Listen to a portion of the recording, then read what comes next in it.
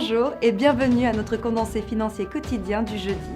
Je m'appelle Sophie et voici ce qu'il se passe sur les marchés aujourd'hui.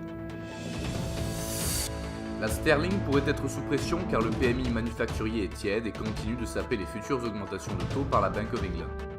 Le dollar est rentré dans la zone positive sur l'année car les obligations ont augmenté à nouveau mardi et la hausse du brut a alimenté les attentes d'une hausse des taux.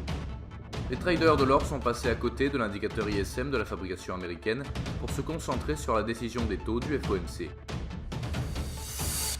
La paire livre-dollar a montré une dépréciation régulière sur les dernières sessions, chutant de 2,2%. Nous voyons un ratio acheteur-vendeur de 2 d'après le SSI. La paire dollarienne a affiché de légers gains sur les deux dernières sessions, en hausse de 0,7%. Le SSI montre un ratio vendeur-acheteur de 1,7%. Le cours du pétrole brut a chuté de 1,4% sur la dernière session. Le SSI montre un ratio vendeur-acheteur de 1,1%.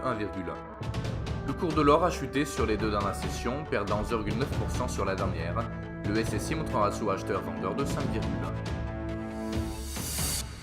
La balance commerciale des États-Unis sera publiée à 12h30 GMT, l'indice des prix à la consommation de la zone euro à 9h GMT, le commerce international de marchandises au Canada à 12h30 GMT, le PMI des services de market pour la Grande-Bretagne à 8h30 GMT, les renouvellements des inscriptions au chômage aux États-Unis à 12h30 GMT et la productivité non agricole aux États-Unis à 12h30 GMT.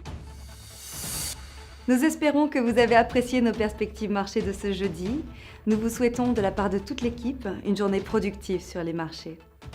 N'oubliez pas de vous connecter demain matin pour les dernières nouvelles et événements des marchés financiers.